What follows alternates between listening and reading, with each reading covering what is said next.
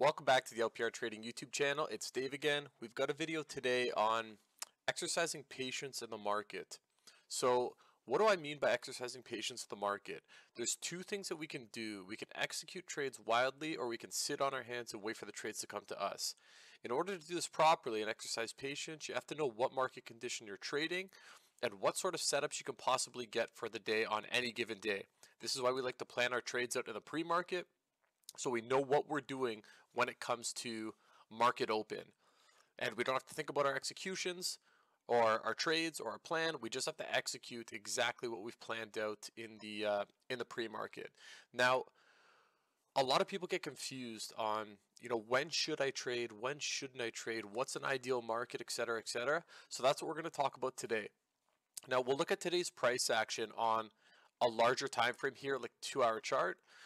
And what I've done in the pre-market here is I've laid out some areas of interest here for when the market opens.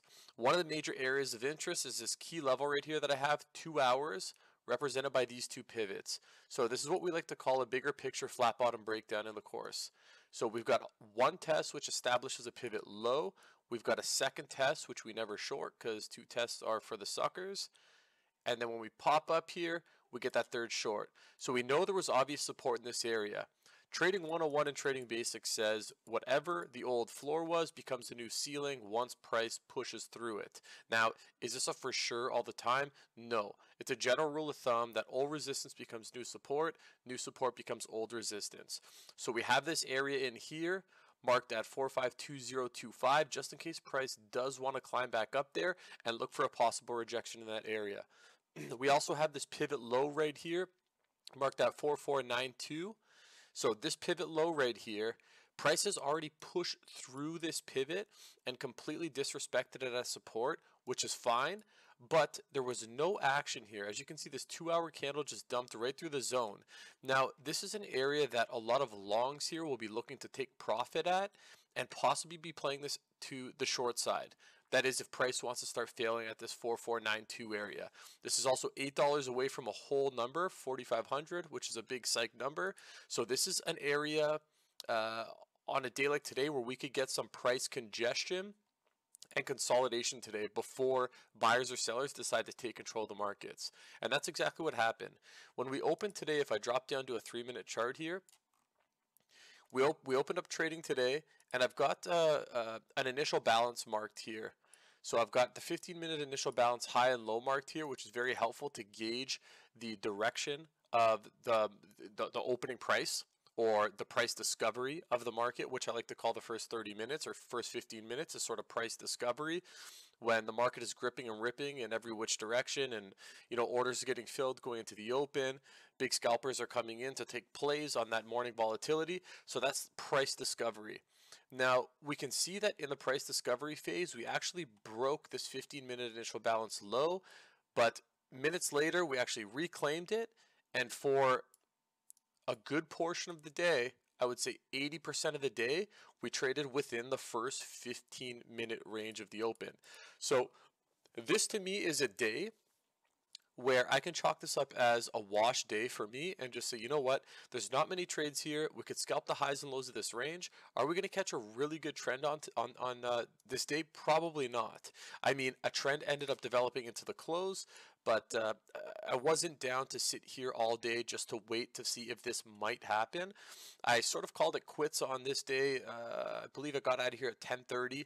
Around 10:30, 11 o'clock, and called it quits, shut down the chart, interacted with the chat for a little bit, answered some questions, and reviewed a few trades. So for me, this is the easiest way to tell if the market is going to be in like a really, really dull state for the day.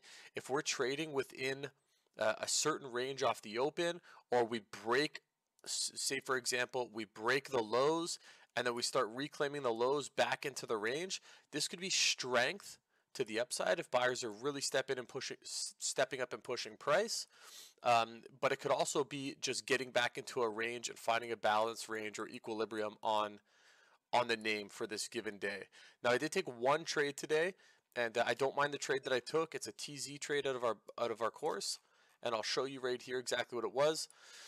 So we establish a 15-minute initial balance high here. We establish a 15-minute initial balance low. We actually peaked below the 15-minute initial balance low. This is the TZ play for us. I actually took the long right in here. I had my stop down at the low. I ended up getting a partial at 45.01, I believe it was, somewhere in this area. And then we just rolled over, and I actually got stopped out. Boop, break even right here, which was fine. So after this trade, I said to myself, if the market wanted to run, if it really wanted to run in the time that I like to trade, which is before 11 o'clock or 11:30, before the time I like to finish trading, the market would have ran here. This is a really good sign that buyers were home underneath the low of day, underneath the 15-minute initial balance. They pushed price up. If price was going to be strong, it would have held strong and started consolidating into the high, the 15-minute initial balance or opening range highs, just as it did here. It didn't. It rolled over. We got out. You know, we ended up leaving the charts and just saying, you know, today's not the day. Now, how do we recognize this? What is the easiest way to recognize this? Well, let's go to, for example, we'll go to another day. Let's just try yesterday because it's an easy day. Well, it's yesterday. We don't have to go very far to find it here.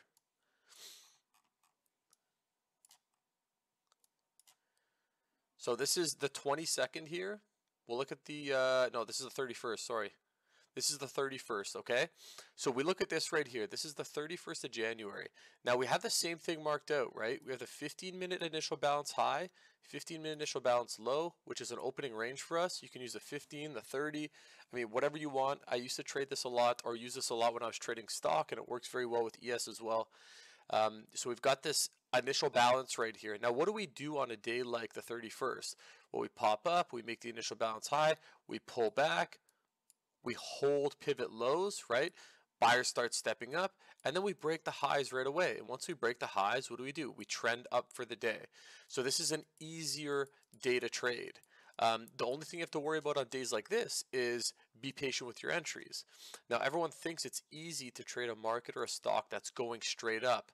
But if you're not buying at best price or getting value for your dollar, it's not very easy. As you can see, if you didn't buy this pullback right here, it was really tough to get into this trade. And this was a good trade in itself.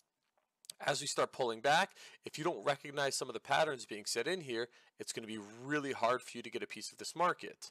I know a lot of people in the chat room actually caught this trade right here into the close, and a few people even caught this trade to the short side. This is a great long into the close. This is right out of the course. It's pretty much a TZ, and you get this really nice rip to the upside. So it's all about being patient and waiting for your plays. Another big issue is people don't know what they're looking for. So they don't know what they're looking for in the chart. I know personally I need a range to break. I don't want to trade a market that opens up and it's just chopping sideways in a range. That's just not for me. So visually, this initial balance here really helps me to put that on my chart and see it. Although I've always looked at a higher time frame like a 15 or a 30 and just looked at the candle and said, okay, are we trading within this range? And are we just chopping back and forth? I'm probably not trading it. It's important that we recognize as traders too that if we're trading within this range, there can still be representation of buyers and sellers, buyers and or sellers. If you have a range like this, buyers are obviously picking up price and putting a lot of pressure on the top side of this range. So we could be getting into a breakout. If you miss the breakout, possible breakout pullback for a buy, for a move to the upside.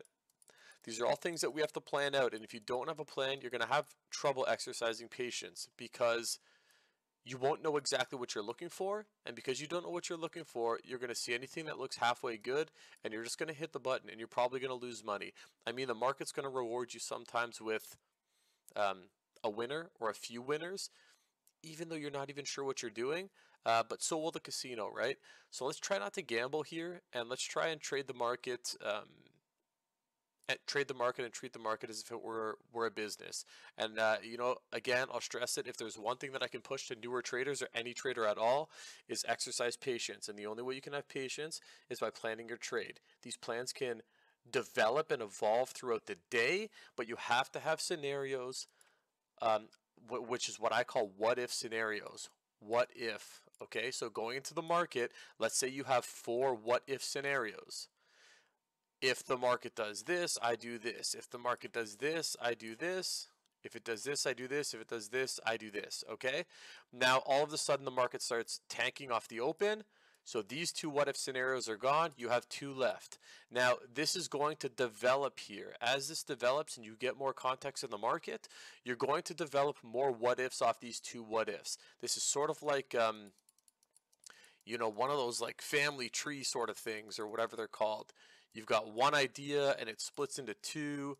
And then, you know, you split two ideas off those guys, and right? So this is exactly what it's like, and you want to narrow it down, get all your pieces of the puzzle together so you can trade with confidence.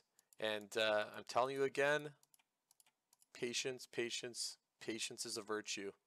You sit around and wait for the trade, it will come to you, and if you have a plan to execute, you will be able to execute it.